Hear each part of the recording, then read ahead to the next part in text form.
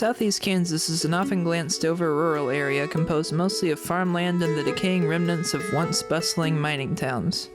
While what is currently visible suggests little of what once was, one museum in Carona, a town that is all but faded from existence, brings this forgotten past to life.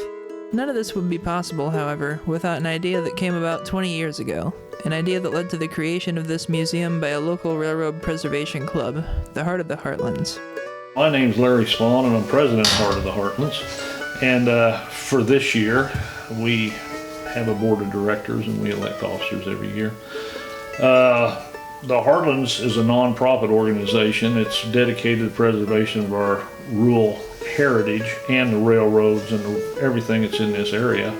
The railroad history's been largely neglected, and it's what made this part of the country what it is, and the United States for that matter. The club originated in Cherryvale. They, back in the late 80s, they took on the Cherryvale Passenger Depot, Santa Fe Depot, and they restored it. And they had their meetings there for several years until the railroad grew enough that it was a logical place for a division point. So they, Heartlands moved out, and this was available, so we kind of worked our way into this. The history of this depot goes back originally to the 1880s, 1890s. It was a typical little small town depot. It handled everything, the passengers, the freight, everything that came in and out. It was mainly here to ship coal out of the area and bring the immigrants in to work in the coal mines. This is an area known as the Little Balkans. It had a large ethnic mix. And people gathered in these small communities such as Carona, Weir, Roseland, Monte Carlo. You can just go down the list and come up with just many, many small coal camps. And the railroad, it grew, and then it started going back the other way when the passenger traffic dropped off, and then it finally was abandoned by the Union Pacific when they bought it off the Missouri Pacific in the late 80s. The depot was sold in 1957 to the John Thompson family, and it was moved about a quarter of a mile from here and used as a farm building. They stored hay in it. When we got it, all the windows were gone, the doors were gone, the roof was blown half off, the floor was rotted through. It was in terrible shape when we got it. It didn't look like anything it does now. John Spahn was the originator of the idea. He saw the depot setting in the farm field, and he decided he'd check into it. He thought it'd be really neat to put it back by the railroad tracks. When I saw that he was serious and that he really wanted to get it done, I knew John Thompson when I went to high school with him, and after some negotiation and conversations, he donated the depot to the Heart of the Heartlands. There was nothing here but trees. All this had to be pushed off, cleared off. We had to put footings where the depot's setting now. Originally, we had to decide where we were going to put it. Originally, it was a little bit farther north of here, but that was too far away from where the public could get to it, so we split the difference and put it here. In 1885, it was down about a quarter of a mile south of here, near the tank pond where the water tower used to be that provided water for the steam locomotives. It was a very windy day. It was cool, but it was moderate.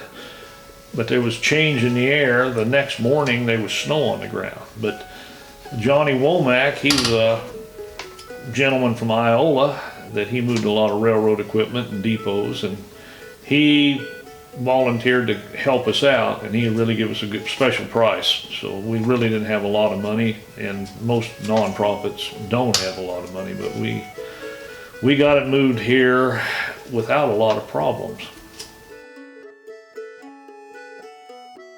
It started out with this building, and shortly after we added a caboose, and then we cleared some more land, and then we added another caboose, and then we added the siding for the passenger cars, and then we acquired the 1000 locomotive, and it's just a progression of projects that it's ongoing. As long as you've got a organization that has a purpose and a project to do, you seem to get a lot of help.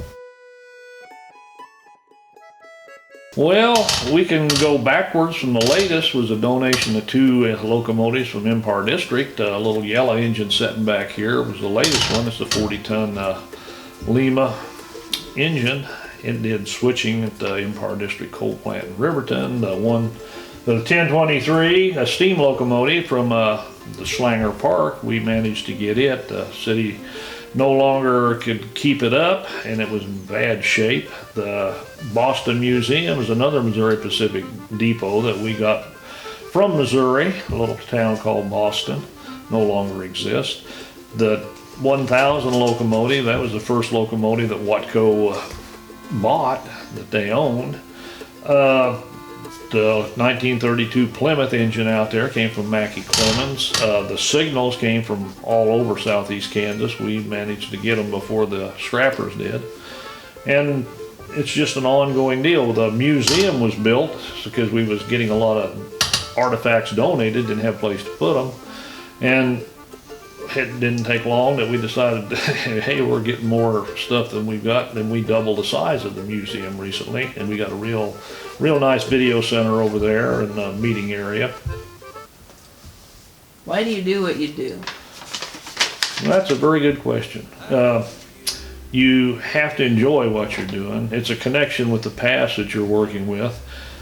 A lot of people that come here to visit, and they come from all over the country, they said this is the best kept secret in southeast Kansas. And you got to enjoy dealing with people and taking on projects and seeing from the beginning to the end, and it can get to be pretty frustrating at times, but it usually all works out.